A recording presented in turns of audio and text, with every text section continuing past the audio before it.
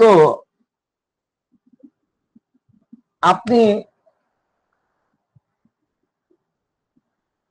এইরকম কনভালশনের একটা পেশেন্টকে নিয়ে যদি আপনি ডাক্তারের কাছে যান, মেডিসিনের ডাক্তারের কাছে গেলে মেডিসিনের পাঠালো, তো নিউরো মেডিসিনের ডাক্তারের কাছে রেফার করে দিল, তো গেলে ওনারা ফার্স্টে এক গাদা টেস্ট দিয়ে দিবে, সিটি স্ক্যান দিবে, ব্রেনের এমআরআই দিবে, তারপরে আরো কত কত টেস্ট।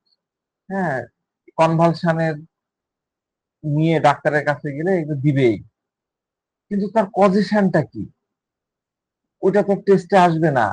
এখানে কজেশন কি, কজেশন এখানে দেওয়া আছে আনজাস্টলি অ্যাকিউজড, এটাই হয়তো ওই কেসের হয়। হ্যাঁ, তাকে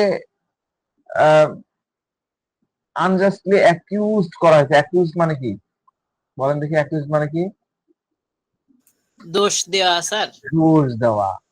হ্যাঁ, আনজাস্টলি অ্যাকিউজড, খুব ভালো বাংলা আর কি আছে দেখি আমার ডিকশনারিতে। অপরাধী স্যার, অপরাধী। আর আছে স্যার দোষারোপ করা, এরকম আছে দোষারোপ। আসলে মূল বিষয়টা আনজাস্টলি অ্যাকিউজড সবচেয়ে ভালো মানে হচ্ছে যে মিথ্যা অপবাদ দেওয়া, মিথ্যা অপবাদে অপমানিত করা, অন্যায্যভাবে অভিযোগ করা। বুঝতে পারছেন? যেটা সে করেনি, যেটা সে করেনি সেটা নিয়ে তাকে দোষ দেওয়া। তো এটাই হলো মূলত আপনার ওই কেসের হয়। আর আপনি করতেছেন সিটি স্ক্যান, আপনি করতেছেন এমআরআই, আপনি করতেছেন আরো কি কি সব করে, সেগুলো আপনি করতেছেন, এগুলোতে তো আপনি পাবেন না। তো আশা করি আপনারা বুঝতে পারছেন যে অসুখ কোত্থেকে কি হচ্ছে। তো প্রত্যেকটা কেসে হোয়াইটাকে খুঁজে বের করার চেষ্টা করতে হবে। অনেক বাচ্চার বাবা মা, প্যারেন্টস আপনাকে আপনার কাছে আসবে তার বাচ্চাকে নিয়ে। যেমন কিছুদিন আগে আমাদের কাছে একটা পেশেন্ট আসছিল। হ্যাঁ, এর প্যারেন্টস না, মানে বড় মানুষের কথা বলতেছি। সে আসছে, এই লোকটা হয়েছে কি, এ হলো কোন একটা সোসাইটি আছে, এই যে সমিতি থাকে, সেই সোসাইটির মানে বড় সমিতি, বড় লোকদের সমিতি, সেই সোসাইটির মানে সে সম্ভবত সেক্রেটারি বা কোন একটা পদে ছিল। তো সে লোক বলছে যে তাদের যে প্রধান চেয়ারম্যান, সে অনেক কিছু জালিয়াতি করছে। আর এই আমাদের পেশেন্ট, যিনি একজন সাধারণ মেম্বার ছিলেন আর কি, এক্সিকিউটিভ মেম্বার ছিলেন, তো জালিয়াতির তিনি দেখেছেন, কিন্তু সে কিছুই ইয়ে করতে পারছিলেন না। তো এই জালিয়াতির কারণে, ওই জালিয়াতি কে করছে, জালিয়াতি করেছে চেয়ারম্যান, আর এই বান্দা হয়েছে অসুস্থ। ঠিক আছে? তো যে মিটিং এ এগুলা নিয়ে অনেক বেশি ইয়ে করা হয়েছিল, ধরা হয়েছিল, সেই মিটিং এর পরে তিনি যখন বাসায় ফিরে আসলেন, তখন তার ওয়াইফ কে সে নিজে বললো যে আমার কেমন যেন লাগতেছে, আমি অসুস্থ হয়ে পড়বো, আমার এই আজকের মিটিং এ ঘটনা ঘটছে, আমি নির্ঘাত আমি অসুস্থ হয়ে যাব। তো আপনাকে কি করতে হবে, লেম্যান আন্ডারস্ট্যান্ডিং, আমি এর আগে বলেছিলাম, ডক্টর কেন বলেছেন লেম্যান আন্ডারস্ট্যান্ডিং। আপনি যখন আপনার চেম্বারে বসবেন ডাক্তারের চেয়ারে, তখন আপনি ডেফিনেটলি ডাক্তারের ট্যাগ অ্যাপ্রন পরে আপনাকে বসে থাকলে হবে না, আপনাকে লেম্যান হতে হবে। লেম্যান আন্ডারস্ট্যান্ডিং কি, লেম্যান আন্ডারস্ট্যান্ডিং এই ভয়টা কি, এটা আপনাকে দেখতে হবে। তো আপনি যদি ওই লেম্যান না হন, আপনি যদি অনেক বেশি নলেজ নিয়ে মাথার মধ্যে ইয়ে করেন, তখন কিন্তু এই জিনিসগুলো আপনার চোখে পড়বে না। তো এটা খুবই ইম্পর্টেন্ট টুল। হোয়াই, ঠিক আছে, why he has fallen sick, সে কেন অসুস্থ হলো। তো আপনি যদি এই হোয়াইটা বুঝতে না পারেন, মানে আপনি কিছু কেসে পেশেন্ট থেকে হোয়াইটাকে বের করতে পারছেন না, মানে তার হোয়াইটা এত সূক্ষ্ম লেভেলে, শেডের লেভেলে আছে যে পেশেন্ট কেস টেকিং এর সময় পেশেন্ট হয়তো নিজেই বুঝতে পারছে না। যেমন আমি আবার স্টেফি যেহেতু বলতেছি, স্টেফিসির আরেকটা ছোট কেসের কথা বলি। মনে করেন যে ক্লাস 3 বা চতুর্থ 4 এর একটা স্টুডেন্ট, একটা ছোট বাচ্চা, তার বাবা মাকে স্কুল থেকে ফিরে এসে কখনোই বলবে না যে আমার টিচার আমাকে বকাঝকা করেছে, তারপর থেকে আমার জ্বর হয়েছে। আপনি হয়তো এটা উদ্ঘাটনও করতে পারবেন না। এমনকি তার প্যারেন্টসও জানতে পারেন যে কি হয়েছে, কেন বাচ্চাটার জ্বর আসছে বা কেন ওই কনভালশন হচ্ছে। বা যাই হোক অন্য কোনো যে কোনো অসুখই হোক, তো এসে বলবে প্যারেন্ট যে আপনাকে যে এতদিন থেকে এই অসুখে ভুগতেছে, কিন্তু আপনি যদি প্রপারলি ইনভেস্টিগেশন করেন কেন, কবে, কোথায় থেকে কি হচ্ছে, হ্যাঁ, আপনি যদি জিজ্ঞাসা করতে থাকেন যে এটা কবে থেকে শুরু হলো, তখন দেখবেন যে হয়তো প্যারেন্টস বলতেছে যে গরমের ছুটি ছিল,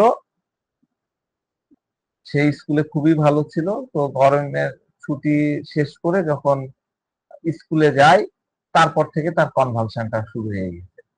তো তখন আপনাকে ইনভেস্টিগেট করতে হবে যে স্কুলে অ্যাকচুয়ালি কি ঘটনাটা ঘটেছে। আপনাকে বুঝতে পারছেন আমি কি বুঝাতে চাচ্ছি? অ্যাকচুয়ালি স্কুলে কি ঘটনা ঘটেছে। তো হতে পারে টিচার তাকে বকা দিয়েছে বা তার ক্লাসমেট তাকে অপমান করেছে, স্কন করেছে, যাই হোক যে কোনো হতে পারে। তো এই বিষয়গুলো কিন্তু স্টাফের মধ্যে থাকবে।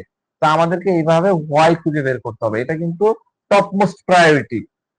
তো এরপর আসেন 2 নাম্বার পয়েন্টটাতে আমরা যাই, আর একটু ছোট ছোট করে বলি, একটাতেই টাইম শেষ হয়ে যাচ্ছে। 2 নাম্বার পয়েন্ট হলো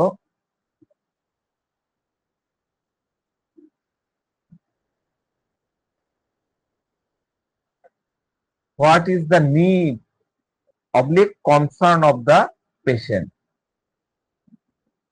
ঠিক আছে, ফ্রম আইপিআর। তো পেশেন্টের কি প্রয়োজন, নিড, পেশেন্ট কি চাই, পেশেন্টের কনসার্ন কি। আমরা বলি না যে কেস টেকিং এ আমরা 3টা জিনিস সবসময় দেখি, কি কি দেখি? 1 নাম্বার দেখি কনসার্ন, 2 নাম্বার দেখি অ্যাডাপ্টেশন, 3 নাম্বার দেখি রিয়াকশন। হ্যাঁ, তো একটা জিনিস সবসময় মনে রাখবেন, কনসার্ন সবসময় নিড বা প্রয়োজনের সাথে সংযুক্ত থাকে। কনসার্ন কার সাথে সংযুক্ত থাকে? তার নিড বা তার প্রয়োজনের সাথে সংযুক্ত থাকে। পেশেন্ট কি চায়, নিড বা কনসার্নের ক্ষেত্রে এটা খুবই গুরুত্বপূর্ণ প্রশ্ন। তো আপনাদের হয়তো মাথায় আসবে স্যার আমরা পেশেন্টকে কি জিজ্ঞাসা করব। তো আমি আপনাদেরকে একটা হিন্টস দিই, আপনারা খুব কমনলি এই প্রশ্নটা আপনার পেশেন্টকে করতে পারেন। পেশেন্ট যে কোনো বয়সেরই হোক না কেন, সে ছোট বাচ্চা হোক, বয়স্ক হোক বা মিডিল এজের হোক, আপনি পেশেন্টকে বলেন যে আপনি আমাকে একটা কথা বলুন যে আপনার জীবনে এমন কি ঘটলো, এমন কি, মানে আপনি এভাবে বলবেন যে আপনার জীবনে এমন কি ঘটলে আপনার সবকিছু ঠিক হয়ে যাবে, আপনার সবকিছু ভালো হয়ে যাবে। আমি বলেন তো, আচ্ছা আচ্ছা আমাকে একটা কথা বলেন তো যে আপনি আপনার জীবনে কি হলে বা কি পরিবর্তন আসলে আপনার সবকিছু ভালো হয়ে যাবে। আপনি আপনার মতন করে এই প্রশ্নটা করবেন, তখন দেখবেন যে সে সাথে সাথে বলা শুরু করে দিবে যে স্যার আমার ওয়াইফ বা আমার মিসেস বা আমার বস আমার সাথে সারাদিন খালি ক্যাট ক্যাট ক্যাট ক্যাট করতে থাকে, সারাদিন ক্যাট ক্যাট করতে থাকে। শুধুমাত্র এটা যদি শান্ত হয়ে যায় তবে আমার জীবন একদম সুন্দর হয়ে যাবে। বা আমার বস সবার সামনে আমাকে বেইজ্জতি করে ফেলে, আমাকে অপমান করে ছেড়ে দেয়, সে সবার সে সব সময় আমাকে নজরদারির উপরে রাখে, আমি কি করছি, কই যাচ্ছি, আমার টেবিলে ডেস্কে কি লিখতেছি সব সে নজরদারিতে রাখে। এটাই আমার বড় টেনশন, এটাই আমার বিষয়। বুঝতে পারছেন কি প্রশ্ন করবেন? তো রুগীরা এরকম উত্তর দিবে, তো স্যার এটা যদি ঠিক হয়ে যায় তাহলে আমার লাইফ সেটেল হয়ে যাবে, আমি ভালো হয়ে যাবে। তো এমন কিছু যা আপনাকে সরাসরি করে নিয়ে যায়, তো সে আপনাকে একটা লিঙ্ক দিয়ে দিল, এবার আপনি এই জায়গা থেকে আরো এক্সপ্লোর করেন, আপনি এক্সপ্লোর করেন, আপনি বলেন আচ্ছা এমনটা হয় তাহলে আপনার অফিসে, তো আপনার বস আপনার অফিসে কি আপনার সাথে এরকমই আচরণ করে, আপনার কি তার আচরণ এতই কষ্ট হয়? তখন দেখবেন সে ওপেন হয়ে বলবে, সে আহ, মানে আগে হয়তো এগুলো নিয়ে কথাই বলতেছিল না, এখন সে আপনাকে খুব সূক্ষ্ম ভাবে তার এই মনের অভিব্যক্তি গুলো বলতে থাকবে, আপনি তার সূক্ষ্ম এসেন্স পেয়ে যাবেন, কেসের হোয়াইটা পেয়ে যাবেন, সেখান থেকে তার কাহিনীর রহস্য আপনি উদ্ঘাটন করতে পারবেন। তো need, concern of the patient, বুঝলেন? আবার ওই একই উদাহরণ দিই, স্ট্যাটিস্টিক্রিয়া। স্ট্যাটিস্টিক্রিয়া কি চাই? সে অনেক কনসার্নের সাথে যুক্ত থাকে, তাই না? আমাদের কনসাইন্স, কনসাইন্স অ্যাবাউট ট্রাইফলস আমাদের একটা রুব্রিক আছে, তাই না? Conscience about, conscience about trifle আমাদের একটা রুব্রিক আছে। মোরালের সাথে যুক্ত থাকে ইগনেশিয়ায়, সেন্সিটিভ মোরাল ইমপ্রেশনটি আমাদের রুব্রিক আছে না? তো সে নিজে ভুল করে না এবং চায় সামনের জন্য না ভুল করুক। তো তার এক্সপেকটেশন থাকে এটাই, মানে স্ট্র্যাটেজিক কথা বলতেছি। স্ট্র্যাটেজিক স্টুডেন্ট বলবে যে, তাকে ধরেন যে তার ম্যাম, তার টিচার তাকে হয়তো পানিশমেন্ট দিছে, এই তুমি হোমওয়ার্ক নিয়ে আসোনি কেন? তো সে বলবে যে, ম্যাম আমি গত 2 সপ্তাহ ধরে জার্নিতে ছিলাম, আমার বাবা মা আমার আঙ্কেলের বাসায় নিয়ে গেছে, সেখান থেকে আরো আত্মীয় স্বজনের বাসায় গেছি, তো এই ট্রাভেলিং এর কারণে আমি হোমওয়ার্ক করতে পারিনি, আমার অ্যাসাইনমেন্ট কমপ্লিট করতে পারিনি। মানে সে টিচারকে বোঝানোর চেষ্টা করবে যে আমি হোমওয়ার্ক করতে পারিনি, তাই প্লিজ এবারের মতন আমাকে ক্ষমা করে দেন, এখানে আমার দোষ ছিল না, আমার বাবা মা আমাকে নিয়ে গেছে, আমাকে তারা যে সময় আসার কথা সেই সময় না এসে আরো 3-4টা আত্মীয়র বাসায় যায়, আমার দেরি হয়ে গেছে। কিন্তু তার এত এক্সপ্লেনেশনের পরেও টিচার কুল ডাউন হচ্ছে না, টিচার রেগেই থাকছে, টিচার ভাবছে হয়তো যে না না না সে মিথ্যা কথা বলতেছে। তো এই তার কাছে হয়তো মনে হয়েছে যে না, তাকে শাসন করতে হবে, তাকে বকাঝকা করতে হবে, তাই টিচার তাকে বকতেছে। তো এরপরে স্টেফি গিয়ার মনে হয় যে তার কনসার্ন বা নিড এটাই ছিল যে, ম্যাম প্লিজ আমাকে বোঝেন, আমার কাছে সময় ছিল না, এটাই তার নিড ছিল, এটাই তার কনসার্ন ছিল যে প্যারেন্টস আমাকে এদিক ওদিক নিয়ে গেছে, আমি হোমওয়ার্ক করতে পারিনি। আমি তো রাজশাহীতে থাকলে আমি ঠিকই হোমওয়ার্ক করে দিতে পারতাম, আমার কখনোই হোমওয়ার্ক মিস হয় না, এটা তো আপনিও জানেন, কিন্তু আপনি এটা বুঝেন। তাহলে এই জায়গায় তার নিড কি হলো? নিড হলো যে টিচার আমাকে বুঝুক, আমার ম্যাম আমাকে বুঝুক যে আমি সময় পাইনি কাজটা করার। আর আপনি আমাকে বুঝতেছেন না, তারপরে আপনি সবার সামনে আমাকে বকাবকি করতেছেন। এই যে আপনি আমাকে সবার সামনে বকাবকি করতেছেন, এটাতে আমি এম্বারেস হচ্ছি। তো তার কনসার্ন হলো সবার সামনে আমাকে বলবেন না, প্রয়োজন হলে আমাকে বকাবকি করেন, আমাকে মারেন, সমস্যা নাই, কিন্তু আমাকে আলাদা করে ডেকে নিয়ে বলুন, আমাকে আলাদা করে ডেকে নিয়ে পানিশমেন্ট দিন। তো এই স্ট্যাটিস্টিক পেশেন্ট যদি 7 বছরের হয়, 8 বছরের বাচ্চা হয়, বা কোনো অ্যাডাল্ট হয়, তবুও সে কিন্তু এম্বারেসমেন্টটা অনুভব করবে, কারণ তার ইন্ডিগনেশন অনেক উপরে, তাই না? তো এটাই হলো পেশেন্টের নিড এন্ড কনসার্ন। তাহলে 2 নম্বর পয়েন্টটা আমরা বুঝে গেলাম। 3 নম্বর টুলটা হলো what is the how of the case. What is the how of the case, এই ইয়েটা বোঝেন। What is the how of the case, এটা বোঝেন। সেটা হলো, এই অর্ডারটা কিন্তু মেনটেন করবেন কেস টেকিং এর সময়। হ্যাঁ, হাউ আসছে ঠিক 3 নম্বরে, কিভাবে হাউ আসছে এটা ইয়ে করে, হাউ কিন্তু ইম্পর্টেন্ট। মনে করেন ল্যাকেসিস, হ্যাঁ, তো ল্যাকেসিস এর হাউ কি হবে? ল্যাকেসিস আপনার চেম্বারে কি হবে? খুব ভিভাসিয়াস, খুব প্যাশনেট, তাই না? এই খুব ইয়ে করতেছে, তাই না? ল্যাকেসিস, আমরা তো ল্যাকেসিস পড়ার সময় বলেছিলাম। স্ট্যাফিসিক গিয়ার হাউ কি হবে? সে একদম শান্ত ভাবে, এরকম শান্ত হয়ে, খুব কম্পোজার, মেইনটেইন দ্য কম্পোজার। স্ট্যাফিসিয়ার খুব সুন্দর লেখা আছে, maintain the composer, say composer maintain করে থাকবে, ঠিক আছে? কম্পোজার। তো এই মানে এটা এতটাই সেন্সিটিভ রিমেডি, এই সেন্সিটিভিটি আবার কিন্তু আমরা ন্যাট্রামিউর বা অরামের মতন, অরামেও কিন্তু দেখতে পাবো, ওদের মধ্যেও কিন্তু ডিগনিটি আছে, এই এই জায়গাগুলো কিন্তু দেখতে একই রকম। তো পেশেন্টের যে বডি ল্যাঙ্গুয়েজ, সেটা আসে হাউ এর মাধ্যমে। তাহলে বডি ল্যাঙ্গুয়েজটা কি হবে? হাউ। বডি ল্যাঙ্গুয়েজে হাউ পাবো। হাউ এর লেভেল হলো 3rd লেভেলে। আমরা এই যে সেগালের বইয়ে আমরা পড়েছি না, হোয়াই, হাউ, হোয়াট, এটারই ব্যাখ্যা আমি কিন্তু করতেছি, ওই বইয়ে কিন্তু এই ব্যাখ্যাটা নাই। যারা 1, 2, 3, 4, 5 থেকে কত 13-14 খণ্ড কিনেছেন, সেখানে কিন্তু এই ব্যাখ্যাটা নাই, আমি আপনাদেরকে আমার মতন করে ব্যাখ্যা করতেছি। তো হাউ হলো 3rd লেভেল। ফার্স্ট আপনাকে খুঁজতে হবে হোয়াই, তারপরে কি নিড এন্ড কনসার্ন, তারপরে হাউ। হাউটা কি? আপনি যা অবজার্ভ করতেছেন, হাউ আপনাকে অবজার্ভ করতে হবে। হাউ মূলত নন ভার্বাল কমিউনিকেশন, এবং এই নন ভার্বাল কমিউনিকেশনটা খুব ইম্পর্টেন্ট। রুটা কি করছিল, এই ব্যথাটা এখান থেকেই, ডাক্তার সাহেব এই মাজার এই, তাই না, রুটা এইভাবে দেখাচ্ছিল, আমরা রুটা পড়ার সময় বলেছিলাম। তাহলে সেটা হলো হাউ।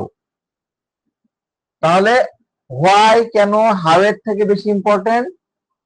কারণ যখন আমাদের কাছে কোনো কেস আছে তখন আমরা কি করি, আমরা যা পাই, রুগী যা বলে তা আমরা খুব দ্রুত রুব্রিক্সে কনভার্ট করে ফেলি। তারপরে কি হয়, আপনি এমন সব রুব্রিক্স নিয়ে বসেন যা রিলেভেন্ট না, তার সাথে সম্পর্কযুক্ত না, যা কেসের ক্রাক্স মূল ভাবের সাথে কানেক্টেড না।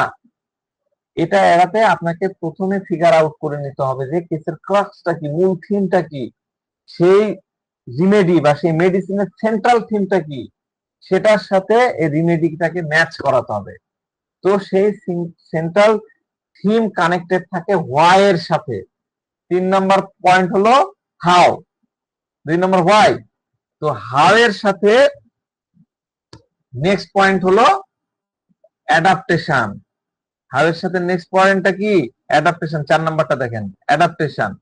অ্যাডাপ্টেশন মানে কি, অ্যাডাপ্টেশন নিয়ে কিন্তু বড় আলোচনা করা যায়, 1 মাসের আলোচনা করা যায়। অ্যাডাপ্টেশনের উপর বই আছে শুধু অ্যাডাপ্টেশনের উপরে, হোমিওপ্যাথি। তো এই যে স্টাফেসিকের যেহেতু আলোচনা করছি এটা নেই বলি, স্টাফেসিয়া কেসের কথাই ধরেন যে তার টিচার দ্বারা সে স্কল্ড হয়েছে। স্কল্ড মানে কি, বকাবকি খেয়েছে, খোঁচাইছে টিচার, শাসন করেছে। যখন সে বাসায় আসে, এই বাচ্চা যখন বাসায় আসলো তখন ভেতর থেকে সে ইরিটেট থাকে। সে জানে যে টিচার যা করেছে, টিচার যে স্কল্ড করেছে তার সাথে, এটা একদম পুরো ইনজাস্টিস করা হয়েছে তার সাথে, তার সাথে যা হয়েছে তা ঠিক করা হয়নি। তো এখন এই স্টাফেসিয়া স্টুডেন্ট স্কল্ড হয়ে ভিতরে ভিতরে সে খুব ইরিটেট হয়ে থাকছে। সে জানে, সে জানে, কারণ তার মধ্যে সে হলো মোরালি খুব সেন্সিটিভ। তো এই ধরনের সব রুব্রিক্স কিন্তু আপনি স্টাফেসিয়ার মধ্যে পাবেন। এলমেন্ট ফর্ম, স্কন, সেন্সিটিভ মোরাল, এই বিষয়গুলা, সেন্সিটিভ কনসাইন্সনেস, স্ট্রেসফুল অ্যাবাউট, এই টাইপের জিনিসগুলো আপনারা স্টাফেসিয়ার মধ্যে পাবেন। তো সে যখন বাসায় থাকে সেভাবে না না না না, স্টাফেসিয়া আপনার বাসায় আসে সে ভাববে না না না, আমার এইভাবে রেগে যাওয়া উচিত না, আমার প্যারেন্টস, আমার ছোট ভাই বোনদের উপরে আমার রাগ করা উচিত না, রাগ চেপে রাখা উচিত না, আমার আমার বাসায় ভালো ব্যবহার করতে হবে। তাই সে যতই বাইরে কিছু হোক, ছোট বাচ্চা হোক বড় বাচ্চা হোক, বাইরে যাই হোক, সে কিন্তু সে চুপচাপ থাকবে, চুপ করে থাকবে। তো ফ্যামিলি মেম্বাররা তো জানে যে স্কুলে কিছু না কিছু একটা ঘটেছে, চেহারা দেখে মা তো বুঝেই ফেলে। তো বাসায় আসার পরে ফ্যামিলি মেম্বাররা যখন তার সাথে নর্মাল বিহেভ করছে, তার সাথে জোকস করছে, তাকে খোঁচাচ্ছে, এক্স্যাক্টলি কি হয়েছে তারা হয়তো জানে না, কিন্তু এসে আমরা হয় না একটু ইয়ার্কি ফাজলামো করি, এই কিরে আজকে কি কনমালা খাইছিস, আজকে এই যে আমরা এরকম মজা করি না। তো তার সাথে হয়তো অনেক মজা করছে, তাকে একটা কিছু বলছে বা খোঁচা মারছে, এমন পর্যায়ে বারবার, প্রথম কিন্তু হবে না, প্রথমে রাগটা চেপে রাখবে। সে ভাববে যে আমার প্যারেন্টস, আমার ছোট ভাই বোন, আমার বড় ভাই এটা করতেই পারে, এদের সাথে তো খারাপ ব্যবহার করা যাবে না। কিন্তু একটা পর্যায়ে সে রাগান্বিত হবে। প্রথমে তার অ্যাঙ্গার কি ছিল, suppress, element from anger suppress, স্টাফেসিয়া। প্রথমে তার অ্যাঙ্গারটা, রাগটা সাপ্রেস হয়ে থাকছে, কিন্তু একটা পর্যায়ে ওই অ্যাঙ্গারটা একদম বাস্ট আউট হয়ে যাবে, একদম বাস্ট আউট হয়ে যায়। প্রথম দিকে যখন অ্যাঙ্গারটা সাপ্রেস করে, সাপ্রেস কি করে আমি শিখাইছিলাম আপনাদেরকে, কাপড় ধরে এরকম এরকম করতেছে, তাই না, কিন্তু কিছু বলতেছে না, কাপড় মুচড়াচ্ছে, অথবা হাতের কাছে কাগজ আছে, কাগজ নিয়ে এরকম এরকম করে মুচড়াচ্ছে, কিন্তু কিছু বলতেছে না। কিন্তু একটা পর্যায়ে আরো বেশি খোঁচানির পরে তার মধ্যে যখন রাগটা আরো বেশি তৈরি হবে তখন একদম বাস্ট আউট হয়ে যাবে। প্রথম দিকে একদম মাথা ঠান্ডা রেখে নিজে মনে মনে বলতে থাকে যে আমি রাগ করবো না, আমি রাগ করবো না, আমার রাগ করা উচিত না, ওরা আমার বড় ভাই, ওরা আমার মা, ওরা আমার বাপ। তার অ্যাঙ্গার সাপ্রেস করতে হবে, সে ভাষায় খুব ভালো আচরণ করতেছে, সে কোয়াইট থাকতে হবে, আমাকে শান্ত থাকতে হবে, করতেছে, তার কোনো রিয়াকশনে কোনো ভায়োলেন্স নাই, কোনো রেজের মতন কিছু নাই। স্টাফিসি কিন্তু এরকম হয়। কিন্তু যখন সে খুবই খুবই খুবই খুবই রেগে যায়, হ্যাঁ, খুব তার সাথে কষ্টাকষ্টি হয়ে গেছে, রাগে হয়ে গেছে, তখন সে কি করে জানেন, বড় জোর সে কি করতে পারে, তখন সে হাতের কাছে পেন আছে, পেনটা মারলো ছুঁড়ে, একদম ছুঁড়ে, দূর ছুঁড়ে ফেললাম। মোবাইল আছে, মোবাইল মারলো ছুঁড়ে। কিন্তু তারপরেও সে মানুষের উপরে রাগ প্রকাশ করবে না, যতটা সম্ভব এড়িয়ে যাওয়া সে এড়িয়ে যাবে। এটাই হলো কি স্ট্যাফিসিক্রিয়ার রাগের সময়ের অ্যাডাপ্টেশন। অ্যাডাপ্টেশন বুঝতে পারছেন? কি করছে ওই অবস্থায়, সে কি করছে, ওটাই তার অ্যাডাপ্টেশন। তো এর পেছনে হোয়াই কি ছিল, এই তার রাগের পেছনের হোয়াই কি ছিল, এই বাচ্চাটা কেন রাখছিল, আছেন আপনারা? হ্যাঁ, স্কল্ডিং। কে স্কল্ডিং করেছে? টিচার। তাহলে তার নিড আর কনসার্ন কি ছিল? তার নিড কি ছিল? টিচারের কাছে তার নিড কি ছিল? টিচার তাকে বুঝুক। টিচার তাকে বুঝুক না, তার নিড ছিল হচ্ছে তার মোরাল, তার কনসাইন্স, তার ইথিক, তার কাইন্ড প্রেজেন্টেশন, এটাই তার নিড। আমি অন্যের সাথে ভুল কিছু, রং কিছু করব না, তাহলে সেও আমার সাথে রং করবে না, ভুল কিছু করবে না। এটাই হলো স্ট্যাটিস্টিক্যাল নিড। হাউ কি ছিল?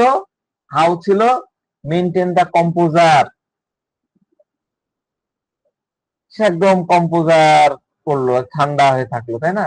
তাহলে স্ট্যাফিসি পেশেন্ট কখনোই আপনার ক্লিনিকে এসে, আপনার চেম্বারে এসে নয়েজ করবে না, চিৎকার চেঁচামেচি করবে না, আপনার সিটে বসে বেলেডোনা বা ল্যাকেসিসের মতন হেলে ঝুলে এরকম এরকম এরকম করবে না, বা ফসফরাসের মতন এদিক ওদিক এরকম তাকায় দেখবে না, আইসোমসের মতন তাকাবে না, ভয় নিয়ে তাকাবে না, তাই না? তো ল্যাকেসিস ওরকম করতে পারে, কিন্তু স্ট্যাফিসিকরা শান্ত হয়ে বসবে। ল্যাকেসিস কি করে আপনার চেম্বারে এসে, খেয়াল করেছেন? স্ট্যাপলার ধরবে, পেপার ওয়েট ধরবে, আপনার ল্যাপটপের মনিটর নিয়ে ইয়ে করবে, হ্যাঁ। কিন্তু স্ট্যাফিসি আপনার পারমিশন ছাড়া কিছু করবে না। আঙ্কেল আমি কি এটা দেখতে পারি, বা এটা তো সুন্দর, আমি একটু দেখতে পারি, পারমিশন ছাড়া কিন্তু সে করবে না। এটাই হলো তার how and adaptation. Next point কি? What adaptation do you think would have prevent the patient from falling into sick? এখন কোশ্চিন হলো, প্রশ্ন হলো, কোন অ্যাডাপ্টেশন এই পেশেন্টের অসুস্থ হওয়া থেকে আটকাতে পারতো?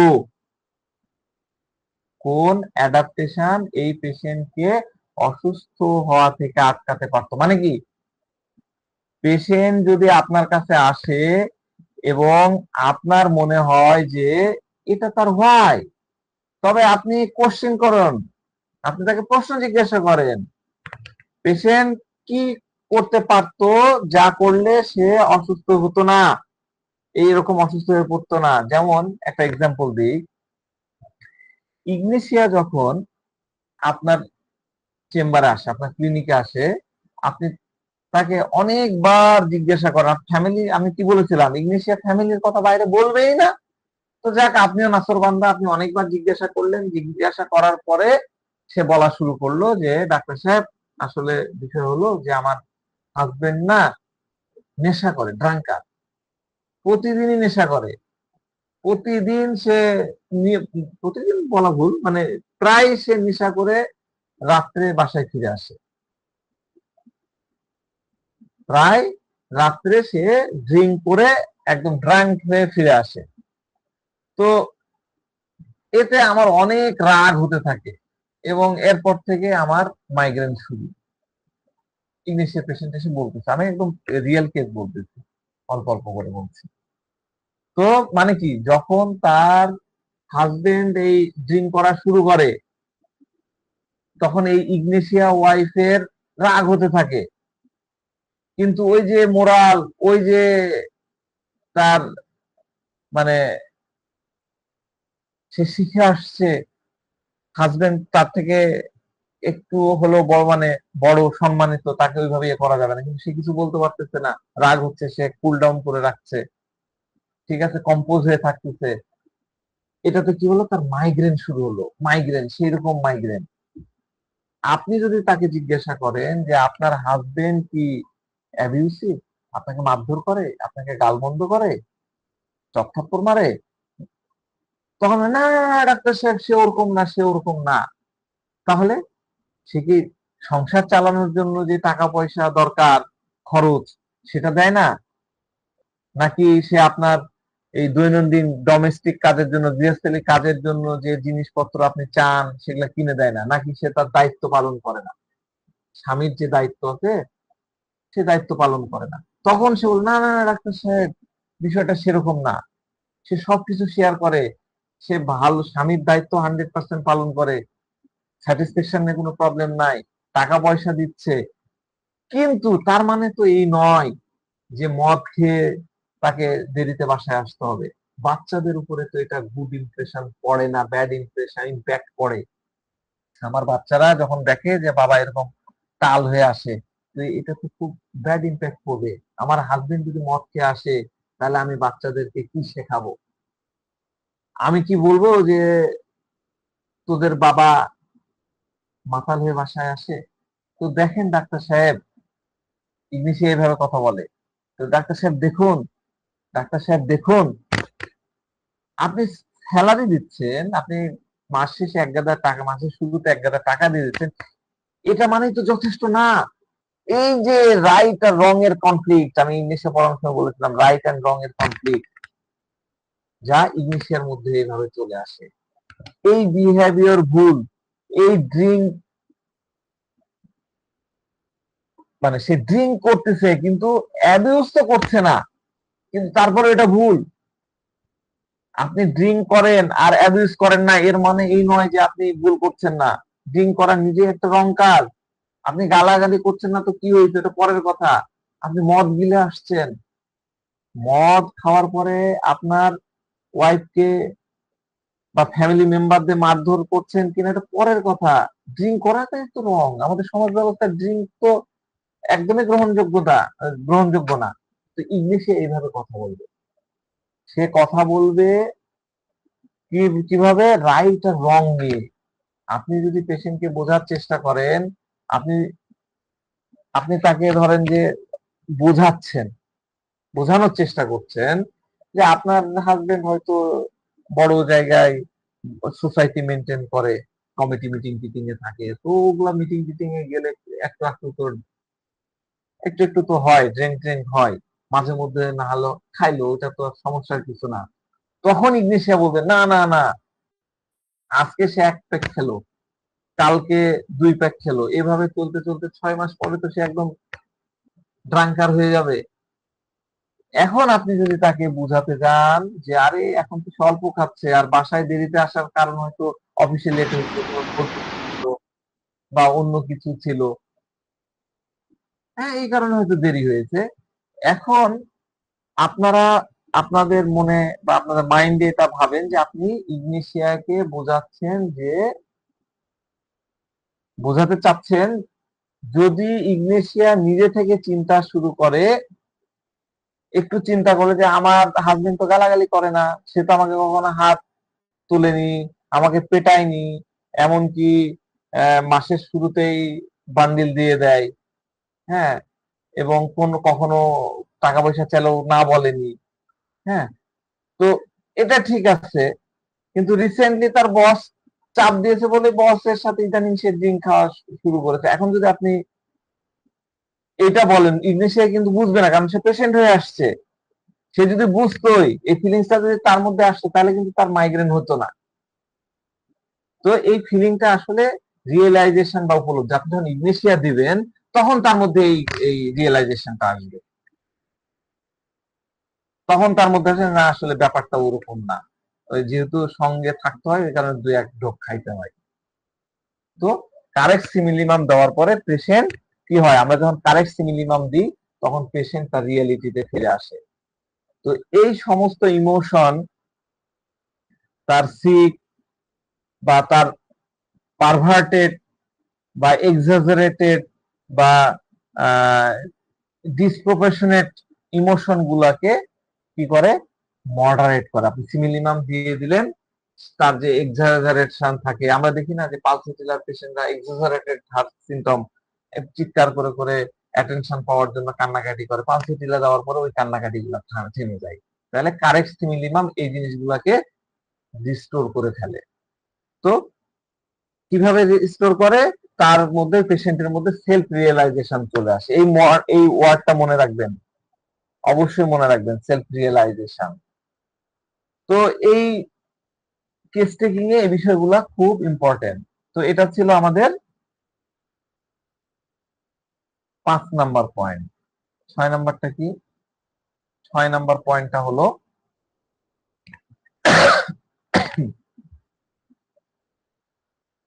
Psychosomatic link. কি এই সাইকোসোমাটিক লিঙ্ক? বারবার এই কথা বলতেছি। যারা নতুন আসছেন, যারা আজ থেকে শুরু করছেন, এই মাস থেকে শুরু করছেন বা 2-1 মাস থেকে, তারা স্যার খালি সাইকোসোমাটিক বলে। What is psychosomatic? পেশেন্ট যে কমপ্লেন নিয়ে এসছে তার সাথে সাইকোসোমাটিক এর লিঙ্কটা কি, কানেকশনটা কি?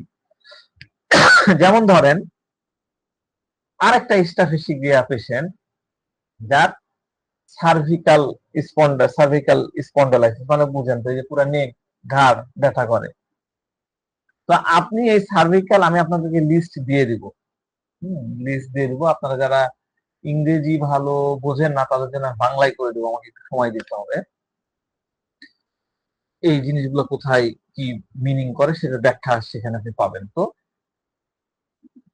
একটা পেশেন্ট আসছে যার সার্ভিকাল স্পন্ডালাইসিস, আপনি তাকে ডাইরেক্টলি জিজ্ঞাসা করতে পারেন, কে আপনাকে ইনসাল্ট করেছে বা কে আপনার ডিগনিটি নষ্ট করে দিয়েছে। ঘাড়ের ব্যথা নিয়ে আসছে, আপনি এই প্রশ্ন জিজ্ঞাসা করেন। কে আপনাকে ক্র্যাশ করে দিয়েছে, কে আপনাকে রেসপেক্ট দিচ্ছে না। তো এই সব বিষয়গুলাই ঘাড়ের সাথে জড়িত, এই নেক রিজনের সাথে রিলেটেড। এটাই হলো সাইকোসোমাটিক লিঙ্ক। যারা নতুন তাদের বুঝতে একটু কষ্ট হবে, আমি আরো উদাহরণ দিব, অসুবিধা নাই। আমার একটা কেস ছিল, এই মহিলাটার পেইনফুল জ বলে, মানে এই যে চোয়াল ব্যথা, হ্যাঁ, এই চোয়াল ব্যথা, সে চোয়াল মানে হাই করতে পারছে না, তার দাঁতে ব্যথা এবং সমস্ত এরিয়া ব্যথা করছে, সে কথাই বলতে পারতেছে না, কারোর সাথে কথা বলার ইচ্ছা নাই, মানে এই নিয়ে সে একদম ডিপ্রেশনে চলে গেছে। তো এমন ক্ষেত্রে আপনি ইমিডিয়েটলি আপনার মনে, এরকম পেশেন্ট আপনার কাছে গেলে আপনার মনের মধ্যে একটা প্রশ্নপত্রের ফ্রেম তৈরি করে ফেলতে হবে। আপনি ডাইরেক্ট তাকে জিজ্ঞাসা করে দেখতে পারেন,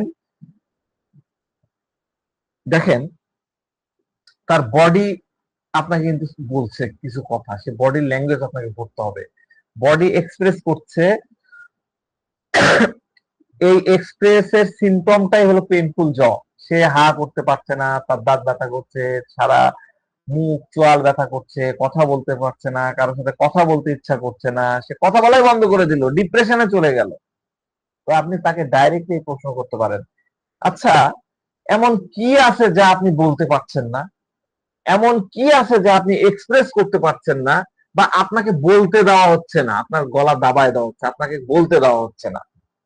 তখন দেখবেন যে এই কেস ওপেন হয়ে যাবে। এই কোশ্চেনটা আপনাকে হোয়াইয়ের রাইট ডিরেকশনের দিকে নিয়ে যাবে। তো সাইকোসোমাটিক লিঙ্ক গুলা সবসময় আপনার হোয়াইয়ের সাথে কানেক্টেড থাকে, ঠিক আছে?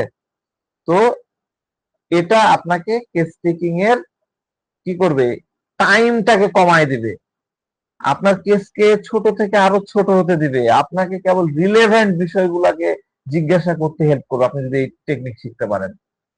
আপনারা জানেন যে এই বিষয়টা এটার সাথে রিলেটেড, আপনি তখন ওই দিকেই প্রশ্ন করবেন, এদিক ওদিক ঘোরাঘুরির দরকার নাই। আমরা জিজ্ঞাসা করি না, এটা ওটা জিজ্ঞাসা করি, আমিও অনেক সময় জিজ্ঞাসা করি খাওয়ার পছন্দ অপছন্দ, যদিও আমার কোনো কাজে লাগে না, তারপরে পানি পিপাসা অমুক তমুক হ্যান ত্যান নানান ধরনের 7-17 জিনিস জিজ্ঞাসা করি। তো এটা জিজ্ঞাসা করতে যে আমরা এই ট্র্যাক মিস করে ফেলি। তো এই সাইকোসোমাটিক লিঙ্ক আপনাকে অনেক কেসে সাহায্য করবে, তখন আপনি বুঝতে পারবেন যে এক্স্যাক্টলি কি জিনিস জিজ্ঞাসা করা উচিত, কেস টেকিং এর সময় কি প্রশ্ন করা উচিত। তো আমরা আমাদের ক্লাসগুলোতে এগুলাই ধীরে ধীরে শেখানোর চেষ্টা করব। পাশাপাশি আপনারা নিজেরা পার্সোনালি তো কেউ কারোর সাথে পরিচিত হতে চান না, চিন্তাও ইন্ট্রোডিউসও করতে চান না, আপনারা যে এতদিন একসাথে আছেন, কেউ কারো কুশলাদি বিনিময় করেন, আমাদের গ্রুপ আছে সেখানে আলোচনা করেন, আপনাদের সাকসেসফুল কেস গুলা সেখানে শেয়ার করেন। আমাদের উচিত যে আমাদের কলিগ যারা আছে, আমাদের ফ্রেন্ড যারা আছে, তাদের সাকসেসফুল কেস গুলো বেশি বেশি করে দেখা, সেগুলো থেকে চিন্তা করতে হবে। সে হয়তো আরেকটা আঙ্গেলে দিয়েছে, কিন্তু আপনি তার অর্গানের সাইকোসোমাটিক লিঙ্ক, মনোদৈহিক সম্পর্ক কি আছে, এগুলো আপনি ভাবেন, চিন্তা করেন, আপনার মতন করে চিন্তা করেন, তাহলে আপনি দেখা যাচ্ছে ইমোশনের সাথে একটা কানেকশন করতে পারেন। তো এক্সট্রাফেসিক কথাই ধরেন, একটা পেশেন্টের মুখে অনেক স্কিন ইনফেকশন হয়েছে, পিম্পলস যে একদম ইয়ে হয়ে যায়, ব্রণ একদম গ্যাদগাদা হয়ে যায়, তো এত খারাপ অবস্থা, ঠিক আছে, যে তার আবার দেখা যাচ্ছে যে তার কোমরে এফেক্ট করেছে, কেউ তাকে সাপোর্ট করতেছে না, এরকম হয়। ইগনেশিয়া আমরা দেখি মাইগ্রেনের সমস্যা অনেক বেশি হয়। সিপিআই খুব কমনলি দেখা যায় যে স্কিনের প্রবলেম হচ্ছে, তার গালের ব্ল্যাক পিগমেন্টেশন হয়ে যায়, যে কি বলে মেস্তা, ঘোড়ার জিনের মতন মেস্তা পড়ে যায়, তাই না? কারণ কি? কারণ হলো তার ভাবনা, সিপিআর ভাবনা থাকে যে she is not good enough, সে হয়তো অতটা ভালো না, সেলফ ডিপ্রিয়েশন থাকে। সিপিয়া মানে এই ডিপ্রেশনের কারণে তার মধ্যে মানে কি বলবো, এই সে দেখতে খারাপ লাগে, তার স্ক্রিন ইনফেকশন হয়ে যায়, তার ব্ল্যাক পিগমেন্টেশন হয়ে যায়, এগুলো হলো সাইকোসোমাটিক লিঙ্ক আর কি। সব কিছু যে 100% মিলবে তা না, অনেক কেসে একদম কি বলবো খুব শেডের লেভেলে থাকে, সূক্ষ্ম লেভেলে থাকে, ওটা খুঁজে পাওয়াটা খুব কঠিন হয়ে যায়, তারপর আপনাকে ট্রাই চালাতে হবে। তো এই যে উপরতে আগে 5টা বললাম, হ্যাঁ, এই রকম এই স্টেপ গুলো আপনাকে কমপ্লিট করতে হবে কেস টেকিং এর সময়। আপনাদের 4টা ইম্পর্টেন্ট সিমটম, 4টা প্রেজেন্টেশন, হ্যাঁ, এই ধরেন যে আপনি স্ট্যাফিসিয়ার একটা ইয়ে চিন্তা করলেন, আরো 4টা করে ইম্পর্টেন্ট সিমটম, ইম্পর্টেন্ট প্রেজেন্টেশন কি আসবে সেটা আপনার মাথায় নিয়ে আসতে হবে। হ্যাঁ, তো সিমটম বলতে কিন্তু আমি ফিজিক্যাল সিমটম বলছি না, সিমটম মানে হচ্ছে তার কি টাইপের পিকুলিয়ার প্রেজেন্টেশন হতে পারে।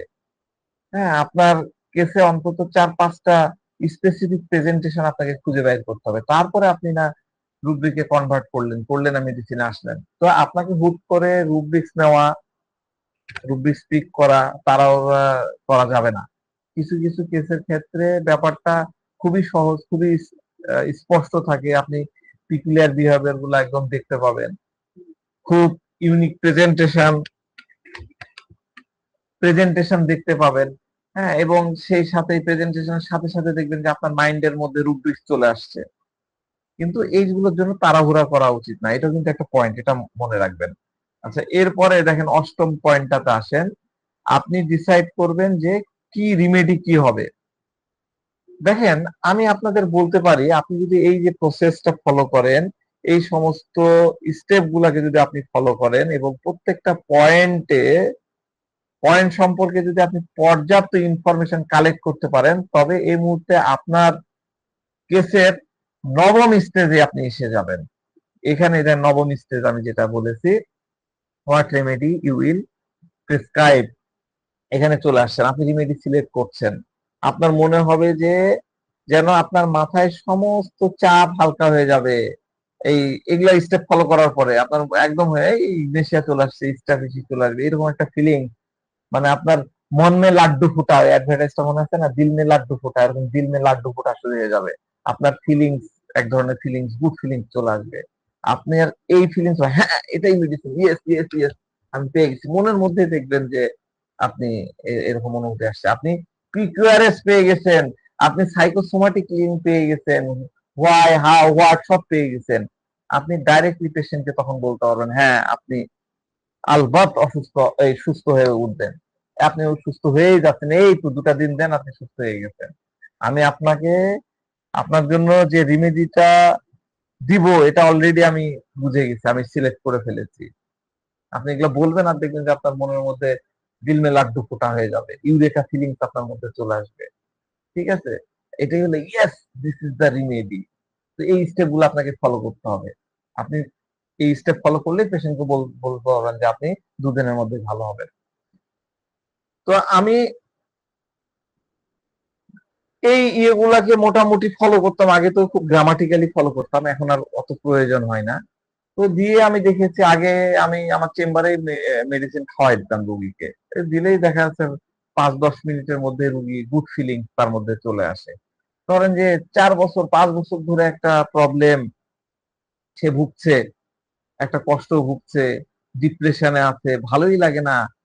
কিন্তু এইভাবে ইয়ে করার পরে যে সিমিলিমাম তৈরি হলো, যে সিমিলিমাম রেডি মেডিসিন চলে আসলো, সেটা মুখে দেওয়া মাত্রই 10 থেকে 15 মিনিটের মধ্যে পেশেন্ট বেটার ফিল করা শুরু করলো। তো এরকম দেখলে তো আপনার মনের মধ্যে এমনি কনফিডেন্স চলে আসবে। আমরা কিন্তু এই কনফিডেন্সটা এমনি এমনি গ্রো হয় না, এই পুরা প্রসেস ফলো করার পরেই না কনফিডেন্সটা আসে।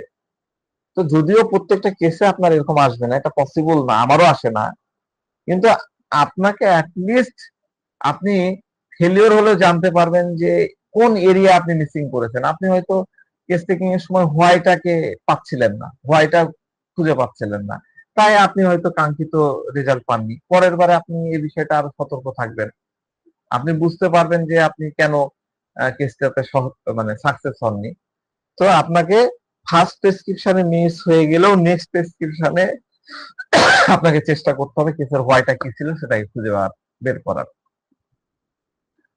ধরেন আপনি অ্যাডাপ্টেশন পাননি, তবে নেক্সট কেস টেকিং এর সময় আপনাকে ডেফিনেটলি অ্যাডাপ্টেশনটাকে খুঁজে বাহির করতে হবে। ঠিক আছে, পরের পয়েন্টটা 10 নম্বরটা কি, এই what are the other possible situation, এই কেসটা ছাড়া আর কোন কোন পরিস্থিতিতে রুগী এ ধরনের মানসিক বা শারীরিক অবস্থা হতে পারে বলে আপনি মনে করেন। ওই যে যেটা বললাম স্টাফিসিগ্রিয়ার স্কন্ড হওয়ার পরে যে ঘটনাটা ঘটলো, আর কি কি হতে পারে, এরকম আপনি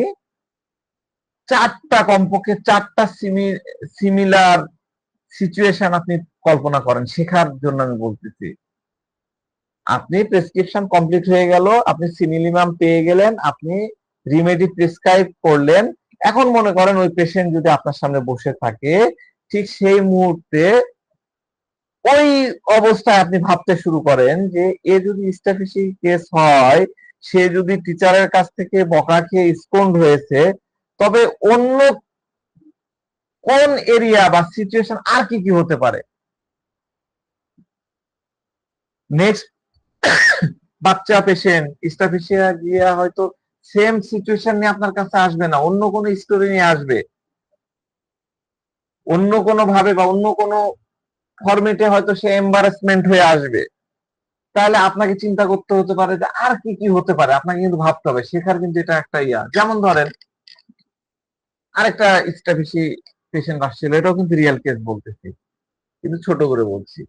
তো ওই বাচ্চা প্রবলেম হলো, সে হলো বিছানায় পেশাব করে, বেড উইটিং, হ্যাঁ এই প্রবলেম।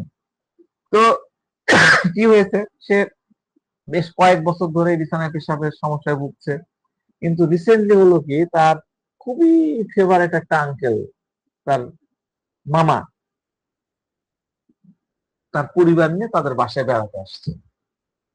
তো তারা যখন বাসায় ছিল, এই স্টেফিসি বাচ্চাটার মা সবার সামনে তাকে বকাঝকা করলো, স্কর্ন করলো। কি বলে স্কর্ন করলো, এই তোর কি হুঁশ বুদ্ধি হবে না, বাসা ভর্তি এতগুলা গেস্ট আসছে আর তুই রাতের বেলা সন্ধ্যার পরে এত পানি খাচ্ছিস, তোকে বলিনি যে 6টা থেকে 7টার পরে পানি খাবি না, তুই এই সন্ধ্যার পরে এত পানি খেলি কেন। তো দেখেন, বাসা ভর্তি গেস্ট, যেমন তেমন গেস্ট না, তার প্রিয় মামা তার সামনে বাসায় আসছে, তাদের সামনে তাকে এম্বারেস হতে হলো। মা তাকে তাদের সামনে হাসির পাত্র বানালো, মামাতো ভাই বোনদের সামনে হাসির পাত্র বানাতে হলো। তো এরকম একটা সিচুয়েশন তৈরি হয়ে গেল। তো আগের কেসে কি ছিল, আগের কেসে বাচ্চাটা স্কল্ড হয়েছিল কার দ্বারা, টিচারের দ্বারা। আর এই কেসে সে স্কল্ড কার দ্বারা হলো, মায়ের দ্বারা, যা তাকে অন্যদের সামনে এম্বারেস করতেছে। এরকম আলাদা আলাদা সিচুয়েশন আপনার মাথায় আসতে হবে, এরকম 5টা 10টা 15টা সিচুয়েশন আপনার মাথায় আসতে হবে। এখন থেকে চিন্তা করেন, আপনি হয়তো কেস পেয়েছিলেন, অন্য মেডিসিন দিয়েছেন, এই ঘটনাগুলা চিন্তা করবেন। ঠিক আছে? তো এই হলো 10টা স্টেপ। এই যে আমি মেথোডোলজি আপনাদেরকে শেখানোর চেষ্টা করছি, দেখাচ্ছি, খুব সিম্পল হবে আপনি যদি এগুলোকে আপনার কেসে সত্যি ইউজ করতে পারেন। কিন্তু এগুলো ইউজ করার আগে আপনাকে অনেক পেশেন্ট নিতে হবে, অনেক পেশেন্স থাকতে হবে, ধৈর্য থাকতে হবে এবং প্র্যাকটিসেরও দরকার। কি বুঝতে পারছেন? এই 10টা ক্লিয়ার তো? আমরা এগুলোই ইউজ করা শিখবো, ঠিক আছে, পরবর্তী আলোচনাগুলোতে। তো ঠিক আছে, আজকে এই পর্যন্তই রাখি। সবাই ভালো থাকেন, সুস্থ থাকেন। আগামীকাল যদি ভালো লাগে শুক্রবার ইনশাল্লাহ ক্লাস হবে, আমি আগেই জানাই দেবো।